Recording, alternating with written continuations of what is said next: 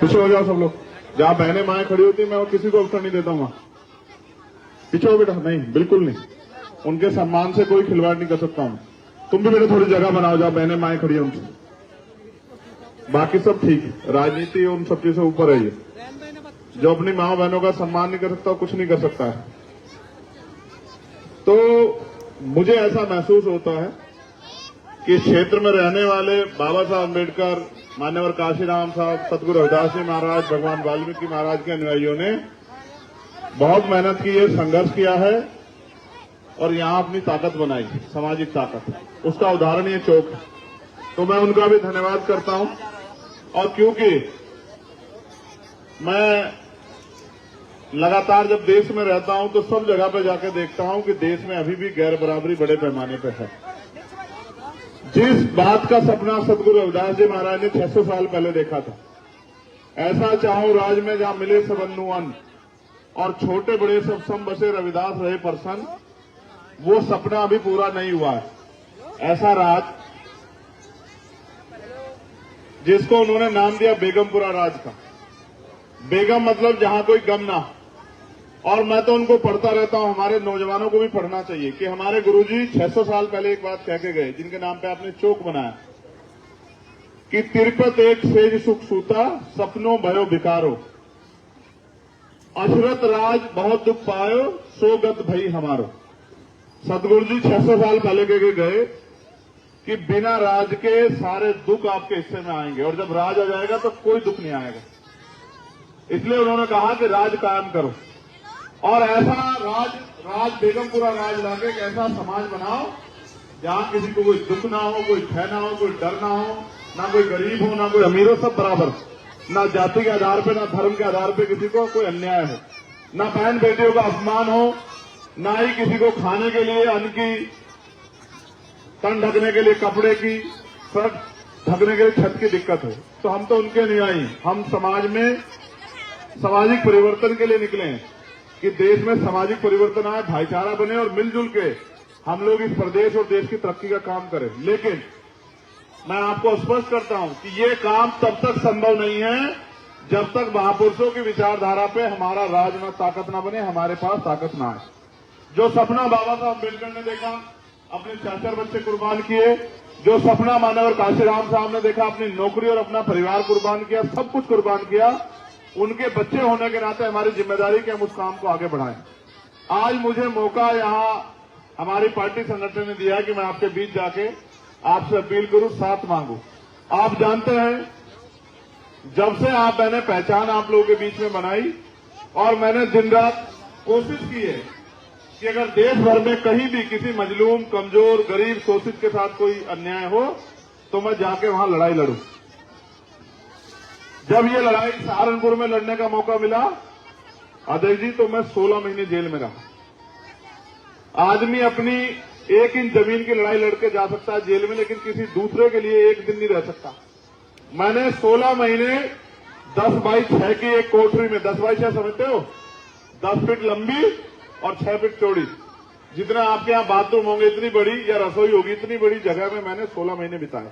और अपराध क्या था कि जब हमारे लोगों पे, सरकार के इशारे पे ताकतवर लोगों ने हमला किया तो मैं उनकी लड़ाई लड़ने तक गया। मैंने उससे भी मैं घबराया नहीं। फिर जब दिल्ली में जिनके हम वंशज हैं, सतगुरु रविदास जी महाराज का गुरु घर तोड़ दिया गया, बिजनौर के लोग भी बहुत गए थे, लाखों की संख्या में हम दिल्ली पहुंचे, हमने आंदोलन किया, 96 लोग हम जेल भेज दिए गए और लगभग 2 महीने में दिल्ली रहा, तिहाड़ में 2 महीने से ज्यादा। फिर मैं वहां से छुटका आया तो एनआरसी का आंदोलन आ गया। जब मुस्लिम भाइयों को परेशान करने के लिए सरकार एक कानून लिया कि भाई ये हम करेंगे, तो भी कोई बोल नहीं रहा था, तो भी फिर मैं लड़ने के लिए गया और जमा मस्जिद से गिरफ्तार हुआ, तब मैं 1 महीने करीब जेल रह के आया। इन सब आंदोलन में सरकार ने अपनी तरफ से मुझे तोड़ने का खूब प्रयास किया। मेरे पैरों के नखून खिंचवा लिए पिलास से, मुझे लाठियों से पीटा, सब कुछ किया। फिर जब इनसे भी उनका जी नहीं भरा तो उन्होंने मेरे ऊपर गोली चलाई, 4 गोली चलाई, लेकिन अपने संतों गुरुओं के आशीर्वाद से, बहनों के प्यार से, माओं के आशीर्वाद से मैं फिर बच गया।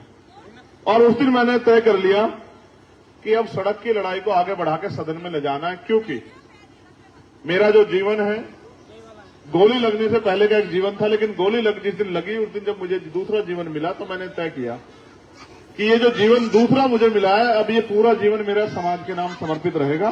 पहला जीवन भी समाज के नाम समर्पित था और दूसरे वाला। अब मैं प्रयास कर रहा हूं कि महापुरुषों के विचारधारा को बता बता के लोगों को जागरूक करूं। जैसे ये मेरा भाई है, ये मुझसे बहुत प्यार करता, अभी खड़ा हो गया था, लेकिन ये महापुरुषों की विचारधारा पे नहीं खड़ा हो रहा है। माफ कीजिएगा, मैं सच कह रहा हूं, ये तो शराब के नशे में खड़ा हो रहा है। कभी सतगुरु जी ने नहीं कहा कि शराब का नशा करो, कभी नहीं कहा हो क्या? बताओ जितने लोग बैठे, आप सतगुरु रविदास जी को मानने वाले जितने लोग, हाथ खड़ा करना जरा एक बार। कहीं किसी किताब में, किसी वाणी में कहा क्या सतगुरु जी ने? सतगुरु जी समनदास जी ने कहा, बाबा साहब अम्बेडकर ने कहा, मान्यवर काशीराम साहब ने कहा, तो फिर आप मानते किसकी हो भाई? जब आप उनकी नहीं मानते तो फिर आप किसकी मानते हो? समझ रहे हो? हमारी तरक्की के रास्ते इस देश में बेहतर से बेहतर शिक्षा लेके, अच्छी नौकरियां करके, बिजनेस रोजगार करके और ताकतवर बनके हमारी तरक्की के रास्ते खुलेंगे। और वो तरक्की के रास्ते बाबा साहब अम्बेडकर लोकतंत्र में वोट की ताकत से देके गए। मैं आज तक आपके बीच में नहीं आया कभी वोट मांगने के लिए। आया हूं क्या? ईमानदार से बताओ। लेकिन मैं आपसे कहना चाहता हूं, आप बेहतर जानते हैं, आप पढ़े लिखे लोग हैं, समझदार हैं, अपना घर चलाते हैं। इस देश में अगर बाबा साहब अम्बेडकर ने कहा कि राजनीति में हिस्सेदारी न करने का सबसे बड़ा नुकसान ये है कि अयोग्य लोग आपके ऊपर शासन करते हैं। आपके पढ़े लिखे लोग सड़कों पर घूम रहे हैं और गैर जिम्मेदार लोग, चोर, लुटेरे, भ्रष्टाचारी, बिजनेसमैन, व्यापारी लोग राजनीति कर रहे हैं। जब वो राजनीति करने जाते हैं, एमपी एमएलए तो बन जाते हैं, लेकिन कितनी हिम्मत नहीं होती जिनका वोट लेते हैं उनके लिए एक शब्द कह दें। आपके यहां भी बहुत एमपी एमएलए आप लोगों ने बनाए। आप ये बताओ, चुनाव के बाद कोई आया आपके हालात जानने के लिए? चुनाव के बाद कभी किसने आपका भूखा पेट, आपका घर, कभी किसने देखा? चुनता हुआ बताना आपका। बहन बेटियों के साथ जुड़ जाते हैं, अत्याचार होते हैं, कोई आता क्या आवाज उठाने के लिए? हर काम के लिए तो आपका खून, आपका बेटा, आपका भाई चंद्रशेखर खड़ा है।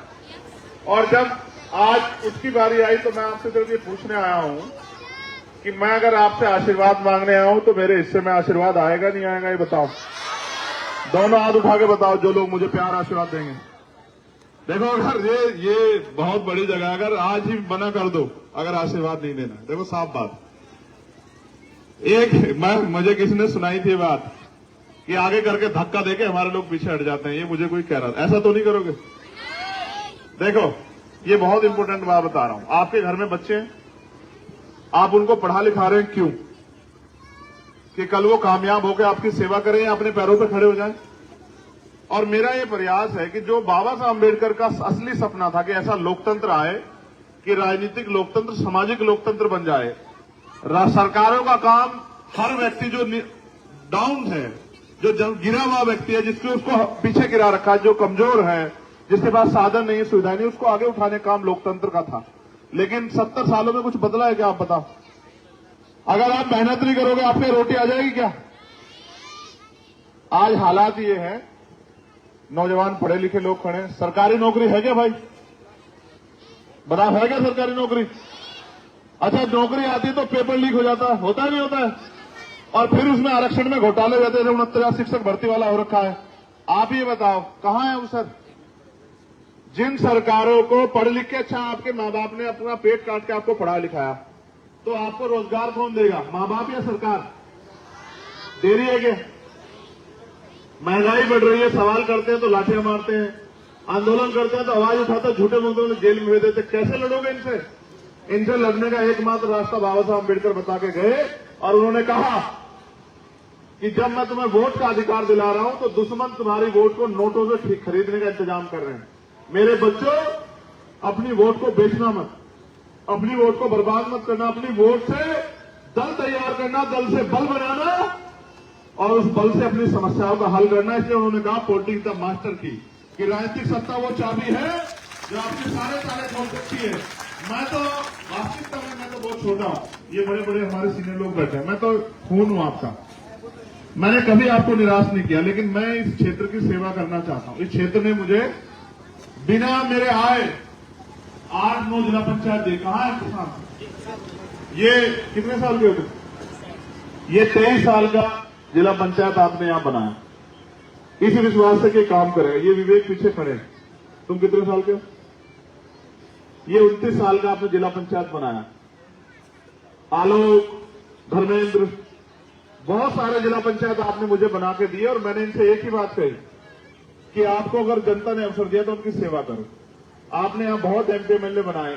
मैं आपसे ये चाहता हूं कि इस बार ये लड़ाई लड़ने का मौका आप मुझे दें, जिससे मैं जो सड़कों पर लड़ाई लड़ रहा हूं वो सदन में भी जाके लड़ सकूं, आपके हितों की रक्षा कर सकूं, आपकी आवाज उठा सकूं।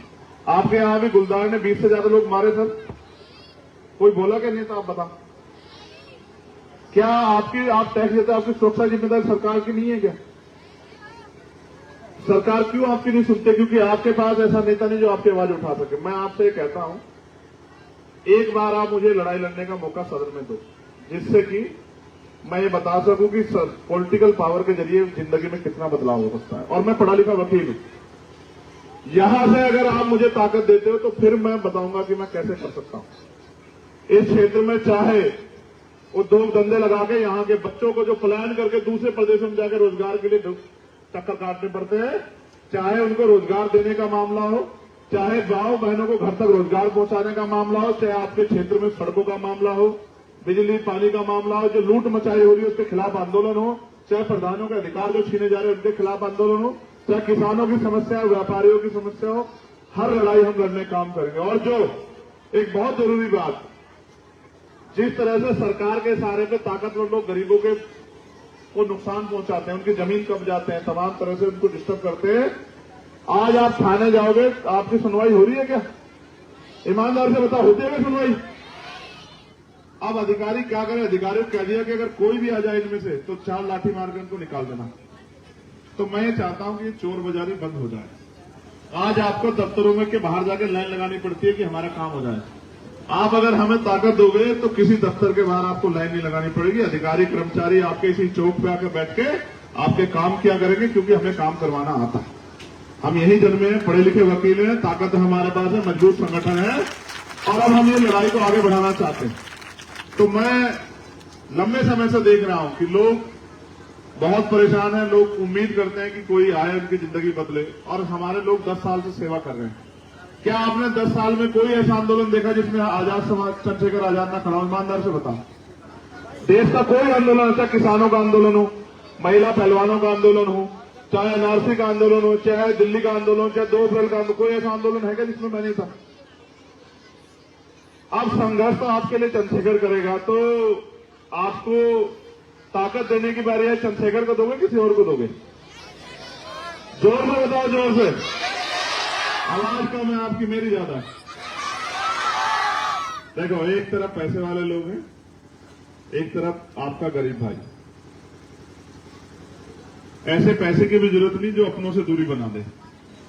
देखो, भारत के लोकतंत्र में शक्ति है, और जिनके पास लोकतंत्र की ताकत है उनके साथ ना जुल्म जाती होती, ना अन्य अत्याचार होता, ना ही उनके अधिकारों का खिलवाड़ होता है। आपको, क्योंकि आपको चुनना है, आपको तय करना है, और आपको बाबा साहब ने वोट देकर ताकत दी है। आपकी वोट हो चाहे राष्ट्रपति की बराबर, उस वोट का प्रयोग मैं चाहता हूं कि इस बार आप मुझे आगे बढ़ाने के लिए करें, क्योंकि जब मेरे हाथ में कलम की ताकत तभी तो कुछ करके दिखाऊंगा। सड़कों पे तो मैं लड़े रहा हूं ना, मुकदमे भी झेल रहा हूं, जेल भी जा रहा हूं और गोली भी खा रहा हूं। आपने देखा अभी मेरे ऊपर गोली चली, देखिए आपने क्यों चलाने की जरूरत पड़ी गोली? क्योंकि ना मैं सीबीआई से डरता, ना इनकम टैक्स से, ना एनआईए से, ना ईडी से डरता, क्योंकि मैं प्राइमरी स्कूल के हेडमास्टर का बेटा हूं। मैं कोई धंधा सेठ का बेटा नहीं हूं ना। आज का तो नेता अगर पैसे वाला हो तो सरकार वैसे पकड़ लेती है गला, एक सीबीआई का छापा पड़े, नेताजी चरणवंदन हो जाते हैं। तो मैं इसलिए आपसे आग्रह करता हूं कि लोकतंत्र में जो शक्ति बाबा साहब अम्बेडकर ने दी, तो बाबा साहब अम्बेडकर मान्यवर काशीराम साहब के अधूरे सपने को पूरा करने के लिए आप उसमें मेरी मदद करें। क्या आप मेरी मदद कराओगे? आप दोनों हाथ उठा के बताओ, चलो मदद कराएंगे। मैं वैसे देख रहा हूं कि यहां बैठा कौन आदमी मेरे साथ नहीं, जिसका हाथ नहीं उठा। जैसे 2 लोग बीच में जो है ना, अच्छा उठ गया, इधर मैं देख लूं, और जो उधर है वहां ऊपर एक हाथ उठाया हुआ, एक छोटी बहन जो खड़ी है बीच में, एक हाथ, एक से नहीं चलेगा, हम दोनों हाथ उठा के बताओ साथ हो तो चलो। अच्छा ठीक है, धन्यवाद। और ये जो सामने दुकानदार है, ये तो नहीं उठा रहे हैं, ये तो अंदर चले गए। क्या भाई साथ होना? अच्छा ठीक है, ठीक। अब मेरी आखिरी बात सुन लो।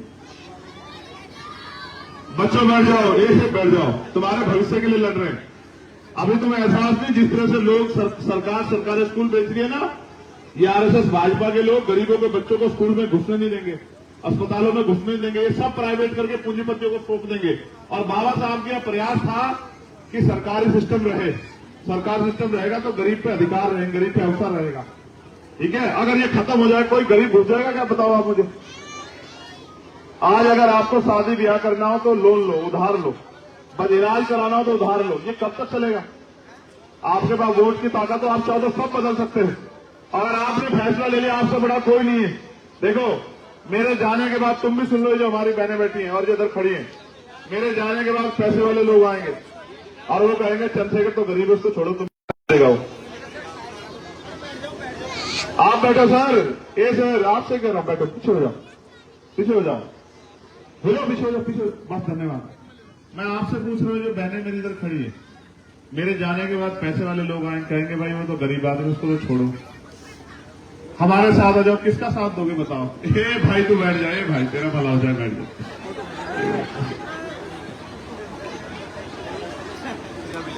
तुम ये बताओ किसका साथ दोगी, बताओ जल्दी। नहीं, सच्चे मन से बताओ, पक्का मेरी मदद करोगी, सच में भरोसा है मेरे ऊपर।